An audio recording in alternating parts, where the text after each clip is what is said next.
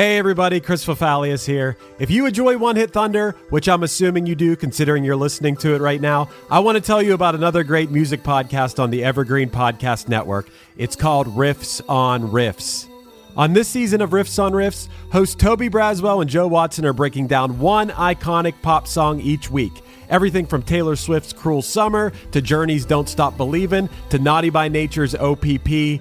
Each week, they crack open the song, trace its history, decode those cryptic lyrics, and unearth the hidden gems in its musical DNA. Not only do they dive into the song's history, lyrics, and impact, they also go down some fun and oftentimes hilarious rabbit holes. So yeah, if you're a fan of One Hit Thunder, I think you'll also enjoy Riffs on Riffs. So go hit that subscribe button on Apple Podcasts, Spotify, or wherever you get your pods. Hey, this is Chris Swinney, formerly of the Ataris and currently host of That One Time on Tour, part of the Sound Talent Media Podcast Network. Have you ever wondered what it's really like on the road? The highs can be euphoric, but the lows can be crushing. Join me every week as I chat with industry pros about what it's like living out their wildest dream and, in some cases, their worst nightmare. Past guests of the show include members of NoFX, Pennywise, Bad Religion, and more. Listen and subscribe at soundtalentmedia.com. Chris, we have finally hit the finals, baby. We are here. Yeah. I don't know the results yet. You obviously do. But before you tell me about them, let's talk about the songs that made it to the finals a little bit. I did some research on them. You did some research on them. And I got to say, these two songs that are pitted up against each other, Counting Crows, Mr. Jones, and Basket Case from Green Day, they're two of the best songs of the 90s. For sure. I mean, we're just talking about singles released in 1994, and you've literally got two of the heaviest hitters of the entire decade pitted against each other right now. I mean, if that doesn't just add more credence to your theory that 1994 is the best year of everything, I mean, I don't know what does. Yeah. Let's talk about Counting Crows a little bit first. Who, okay, if I had to guess, don't tell me yet, don't tell our listeners yet, but if I had to guess, I would think that this is our runner-up. Even though I voted for Mr. Jones in the finals. As did I.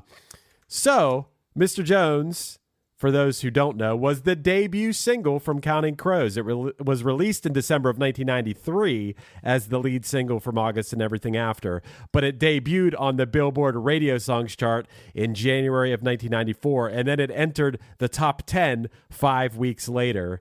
In May of 1994, it reached its peak U.S. chart position of number 5. And the band's surprise success happened to coincide, Matt, with Kurt Cobain's death, which, strangely enough, the day people are hearing this episode, the day it comes out, is 30 years from the day Kurt Cobain died. And, you know, that messed up Adam a bit. Yeah, I saw that. He said that in an interview, he said, "We heard that Kurt had shot himself, and it really scared the hell out of me because I thought these things in my life are getting so out of control," which I don't really know what he meant by that, unless he was feeling some of the things that Kurt was feeling. Well, I can shine a little light on it, honestly. Okay. Not directly, but do you know what he changes the lyrics in Mr. Jones to during many live performances? So it's that one line where it's, "When everybody loves you, that's just about as funky as you can be." He changed it to, he changes it to, "That's just about as fucked up as you can be." Is that what you're talking about? He says that, and the other line that he changes is in the song, in the recorded version song, he says, "We all want to be big, big stars, but we've got different reasons for that." He now sings, "We all want to be big, big stars," and then we get second thoughts about that. So I think that for him, it wasn't like, oh, Adam was like shooting up heroin like the rest of them, but it was more like they were exploding and he was probably having a lot of second guesses about stardom. Yeah. And that was something that Kurt talked about so much. And I think that that's why, because he did write a song about it on the following album, Recovering the Satellites, which was called Catapult. And to me, when I hear that title, I think of like being catapulted into stardom. So I think that that was a lot of what his wrestling was, you know, they say it all the time. People dream of being this big famous celebrity, but I think that there is a ceiling of how fun that is when you become an absolute superstar, where every single thing that you do is being scrutinized and looked at and analyzed and discussed. And I think, Counting Crows blows up. He's dating 2 different women from Friends. Like, I'm sure the spotlight was hot and heavy on him Sure. at that point when all this happened. Right. It's funny, Matt. Last night I went to see Bayside play in Pittsburgh, and we were hanging out with them back in their dressing room. And we got onto the subject. One way or another, we got onto the subject of Counting Crows. And I was talking about the last time I saw them in Pittsburgh. And of course, as we all know, when Counting Crows plays live, Adam Duritz just goes off the rails with the lyrics and the melodies. He plays it really fast and loose, and it's hard to sing along. A lot of people hate it. I don't mind it. I think it's fun and funny. But Anthony from Bayside was saying, man, I hate it. But he said, do you know why he does that? And I was like, what do you mean? I just figured he wants to be like, I think Bob Dylan does that. He literally says in this song, I want to be Bob Dylan. I was under the impression he didn't want people to sing along with him. Well, Anthony said, which I had never heard this before, I was talking about the first time I ever saw Counting Crows play live on Saturday Night Live, and I hadn't heard them yet. Yeah. That was my first time seeing them or hearing them, and I remember me and my dad laughing about them, being like, that was the worst. That was so bad. What is he doing? But what Anthony said was that, so when Adam Duritz went into the booth to sing, he didn't have lyrics or melodies or anything. He just went in there and riffed, like just completely off the top of his head. So he would do 4 or 5 times through the song, and then the producer would just comp it. He would just take a little bit from this take, a little bit from that take, a little bit from whatever. So Adam Duritz had never actually performed the song that way, Gotcha. So I had actually never heard that. I'm just going off of what Anthony said. I didn't research it myself. I'm curious how accurate that is, because I could see that on some songs, but not all the songs. Some of the songs have a pretty structured storytelling to them, it feels like. But, in 2022, here's a little factoid I have found. American Songwriter Magazine ranked this the 4th best Counting Crows song. Do you know what the other 3 songs they put higher than it were? The 4th best Counting Crows song. What would they have put higher? I don't know how they're judging the songs, but man, I'll give you a hint. Okay. This is the only hint I'll give you.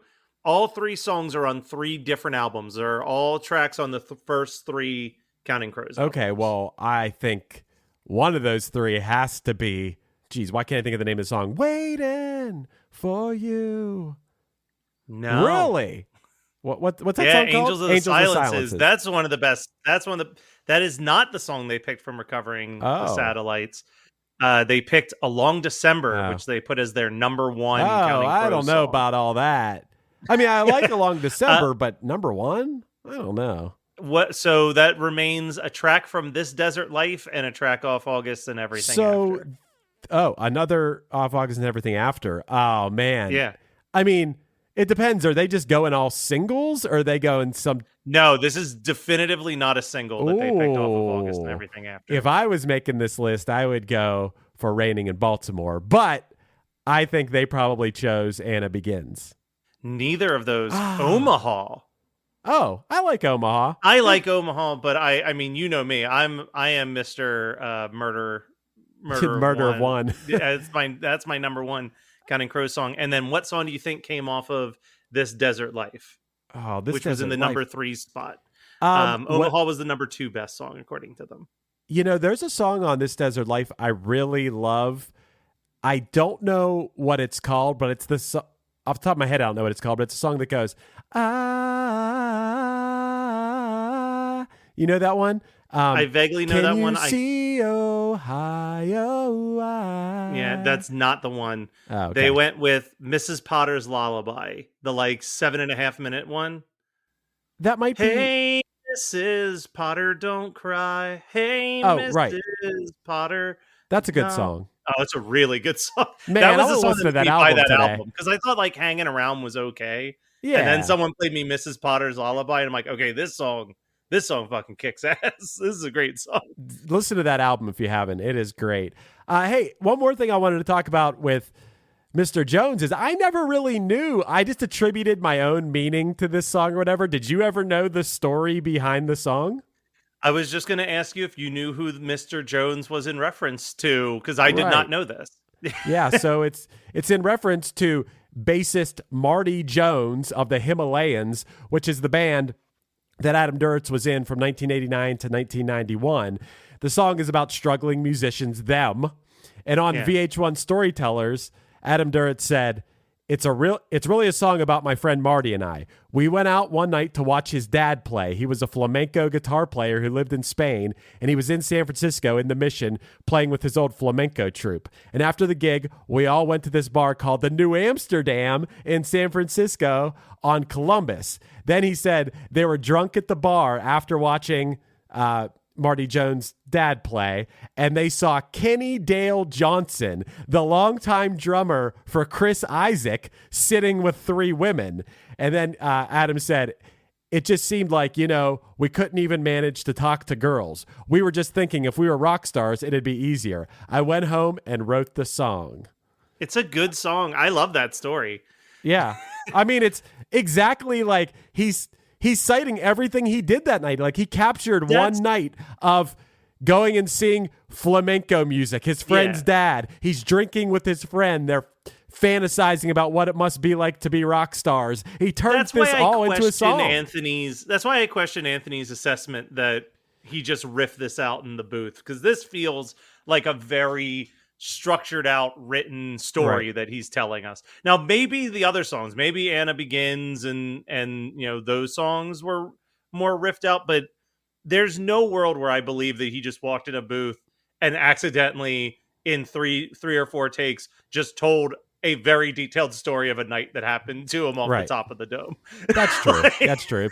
Probably not this song, because this does have a great story, man. I love the storytelling in this song. I love the emotion in this song. Such a feel-good song when this one comes on. Fun to sing along to. La, la, la, la, la, la, la. Yeah. Uh-huh. Yeah. So now much of that riffing is just adds to the catchiness and fun of this song. It's a lot looser. We're going to talk about Basket Case in a minute here. It's a lot looser of a song, it feels like. I mean, at least vocally. You know what? Actually, until you did that la la la la la, I never connected this before. But as much as you talk about how he wants to be Bob Dylan, this song doesn't feel like a Bob Dylan song. It actually feels to me like a Van Morrison song. This feels like an early, like a Moondance era Van Morrison song with just how loose and free flowing it is. But yeah, let's talk about the other song, the song that you're assuming won this, as you said. You think Mr. Jones they were the favorites. The runner-up. Green Day Basket Case was definitely the favorite. So I looked into something very different here because, like, in my mind, I was like, all right, everybody knows Green Day, and if they know Green Day, they definitely know Basket Case. It was the second single off of Dookie. It spent 4 weeks as the #1 alternative song. I want to talk about all the awards and accolades that came upon this song for a second. So, it was nominated for Best Rock Vocal Performance at the Grammys in 1995. And it lost. Here's the songs that it lost with and what song won it. So also nominated, Counting Crows Round Here. Oh. Nirvana's All Apologies. Okay. And Pearl Jam's Daughter. All lost because the award went to Aerosmith for Crazy. Additional fact about Aerosmith, they're the band with the second most wins in the category of rock vocals, second only to U2. Aerosmith has 4 wins in that category. U2 has 7 wins in that category. Okay. Rolling Stone in 2021 named it the 150th greatest song of all time. Yeah. In their updated version of the 500 greatest songs of all time. As of March of this year, as of basically right now, it is still their most streamed song on Spotify with over 1 billion streams. They may have made like $15 on this song by that algorithm. A billion streams is a lot of streams. I mean, even okay, Spotify does not pay artists enough. We all know that. But if you have a billion streams of something, you are making. I wonder how much money that equates to. It has to be in the millions, I would think. I could be way off on that. I don't know. I don't know. I hope. Did you I hope see, they made some millions from having a billion streams. But yeah, I was actually surprised that this is still their most streamed song. I mean, it's been around a lot longer than the American Idiot songs, but I just, for some reason, thought those songs like Boulevard of Broken Dreams or American Idiot or whatever, I just thought those were, I don't know, just hit more people or something. Yeah. I think that this is the song that keeps, if we're thinking about Spotify and how Spotify connects with things like TikTok and all of that, this is a song that I can see people finding and like speeding up or doing something weird with on TikTok more than those other songs. I also think it's a more relatable song than American Idiot and Wake Me Up When September Ends and Boulevard of Broken Dreams, because the song is actually just about Billy Joe's struggles with anxiety and how he felt like he was going crazy before he was officially diagnosed with having a panic disorder. In his book, Welcome to My Panic, he actually revealed that the song was written while he was on speed. Right. I think it was just this week I was talking about how I've never done speed. I don't know what speed feels like, or meth. A meth and speed the same thing? I think so. I think they might be. Listen, the only speed I've ever done starred Keanu Reeves and Sandra Bullock. Wow. And it was great. Okay. It was a really good time. How about Speed 2? Did you do Speed 2? No, I did not touch Cruise Control. Okay. It was nominated for 9 VMAs and lost in every single category that it was nominated for. So I want to run down what beat it. So they lost the Video of the Year award, the Best Group Video award, and the Viewer's Choice award to TLC's Waterfalls. Oh, come on. They got to at least give them one of them. I mean, Waterfalls, was the video that good? The video wasn't. It was more the cool. That's the CGI one where they're in the water. Do you think that's that good? I think in 1994 it was like, whoa, what is this? Are we watching The Abyss? What's this music video? I mean, the song, it's a good song that like tells a story and it's easy to understand. But the video, I think the Green Day video is way better. Chris, this one's going to upset you even more. They lost they shouldn't even been in this category, honestly, but they lost the Best Metal / Hard Rock video to White Zombie's More Human Than Human. That's stupid. They lost Best Cinematography to the Rolling Stones Love Is Strong video. Oh, man. Do you remember that video? Is that the one where they're gigantic? Yes. I hate that video so much. Oh, it sucks. And that song sucks. That's the song that goes, your love is strong and you're so weak. You make me hard. Or something. Like he says, you make me hard in it. It's fucking gross song. Well, here's the ones that make sense. They also lost Best Alternative Video, Best Editing, Breakthrough Video, and Best Direction of a Music Video to Weezer's Buddy Holly. Like, yeah, for sure. That makes sense to me. That's the most sensible collection of losses because that was a revolutionary video at the time it came out. I mean, yeah, the Weezer video's an all-timer for sure, but the Green Day video is pretty good. It's pretty striking. It's very much color. They did a great use of, I say this with this video and the first video, Longview, the colors pop in both of those videos in a very unique way and in very different ways. Like Longview's very grainy but still pops, whereas like this one's like pristine. Now they just have it out on HD.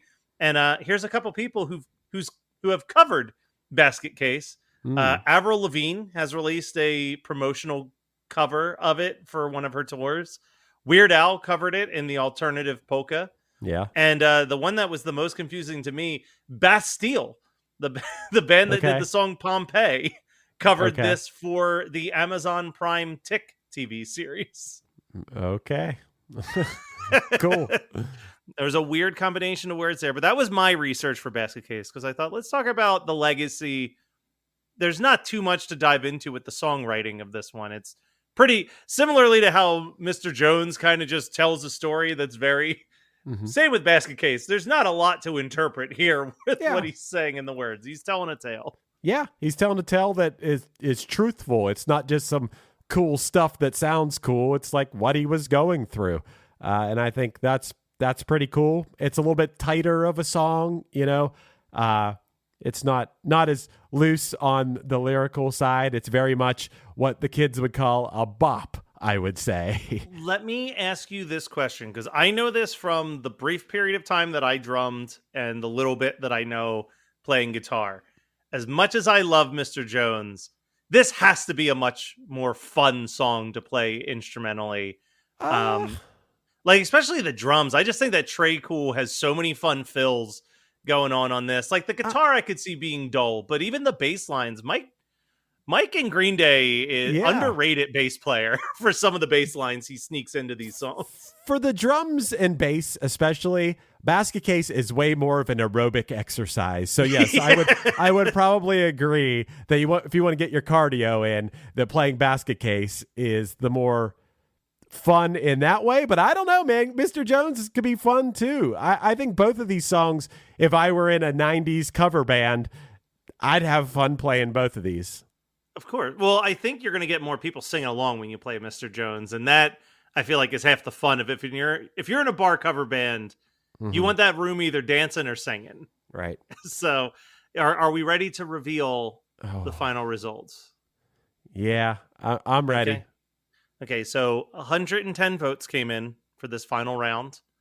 I've officially canceled my my survey monkey like advanced thing, so I'm not getting charged for that anymore. With 61% of the vote, Green Day Basket Case. Yeah, I knew. Yeah, I really was hoping for an underdog story. I wanted the Counting Crows to pull this out of nowhere, defy the odds. 61%, they kind of crushed. I know. There was a point though when we put this out on Friday, and I would check every day just to see. Friday, Saturday, and even Sunday, it was like 51-49. Wow. It was that Monday, Tuesday push. The Green Day fans came out in a big way. But you know, hey, like you said, genuinely two of the best songs from the 90s. I'm excited for next March when we get to do the 95 songs. I think we'll be able to, now that we know that this is a thing that we want to do again, we can really make the brackets more sensible of like, this is the pop category, this is the hip hop category, this is the rock category. Really make it fun. Here's what I would change. And we got to better seed it out too, because I just randomized it.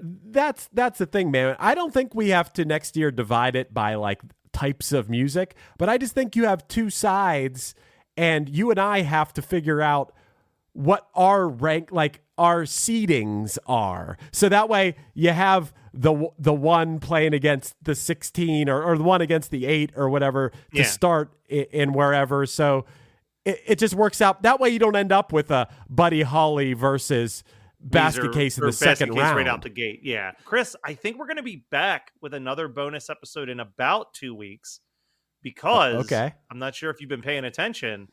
April 19th, T Swift's new album comes out, and I think you and I should give that thing a listen and talk about it. Oh, wow. I don't think I've ever listened to a full Taylor Swift album before. I'm not a hater. I'm more of a like, I don't carer. Yeah. Well, you're going to care in 2 weeks when we talk about that as one of our bonus episodes. Wow, it's coming out already? Yeah. I saw that posted the other day, and I thought, I'll text Chris this. And then I thought, I'll just tell him live on the air. All right. I'm down. But since we're not going to be doing one of these bonus episodes for 2 weeks, you got anything exciting you need to tell the audience about beforehand? Punchline would be back on the road in June of 2024 with the Spill Canvas. We are playing our album Action for its 20-year anniversary in full at those shows. So we are in Minneapolis, Chicago, Detroit, and Columbus. Both the Detroit and Columbus shows. The Detroit show was originally at the Shelter. That sold out, so it got moved up to a bigger venue. Now it's St. Andrews. And same thing with Columbus. It was at a smaller venue. It sold out. It got moved to a bigger venue called Scully's in Columbus. So come on out. Tickets are on sale. Nice. And this will be close. Well, yeah, I'll say it now. like I said, Taylor Swift album comes out on the 19th. You might have a review from us that same day. But that weekend, I will be in Gettysburg with the guys from Horror Movie Night doing the Creature Feature Weekend convention. So if you live anywhere near Gettysburg, the lineup for this show is insane. And we'll be there doing live panels and a live podcast episode and a bunch of other fun stuff at the show. So come check us out. You've heard all of my co-hosts on past episodes of One Hit Thunder. So come on down. And we'll be back on Wednesday with one of your regularly scheduled episodes of One Hit Thunder. By now, I'm sure you've at least heard about Factor, but if you haven't tried it yet, let me tell you as a guy who loves it, now is the time. Enjoy stress-free dining this spring with Factor's chef-crafted, dietitian-approved meals that are ready in just 2 minutes. With 35 weekly options like Calorie Smart, Keto, Protein Plus, or Vegan and Veggie, plus over 60 add-ons, you'll stay fueled and feel fantastic all day long. Don't wait. Fuel up for your spring goals today with Factor. Factor offers you chef-prepared meals ready in just 2 minutes so you can spend more time doing what you love this spring.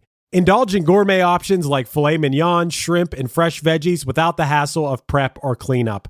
Customize your weekly meals to fit your schedule perfectly and enjoy the convenience of Factor's no-fuss, no-mess approach.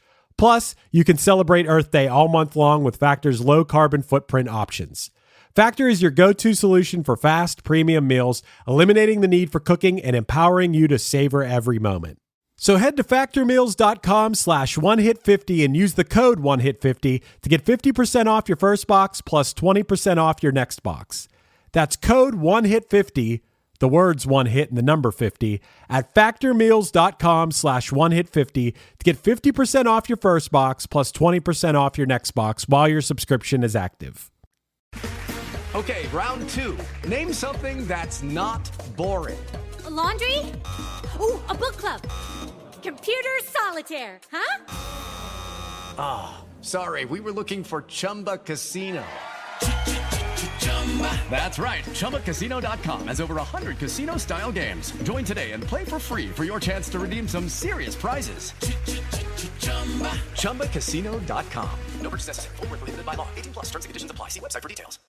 Hi, this is Chad Nicefield. And this is Justin Press. We're the host of Making Waves, the Shiprock podcast, a part of the Sound Talent Media Podcast Network. We're inviting you to sail away with us on an epic journey in musical enlightenment. Every week, we bring you only the best artists in rock music and discuss everything from the cruise to the stage to the saga of being a professional recording artist. We'll have lots of special guests along the way, so tune in every week. Your stateroom is available every Monday morning, so welcome aboard.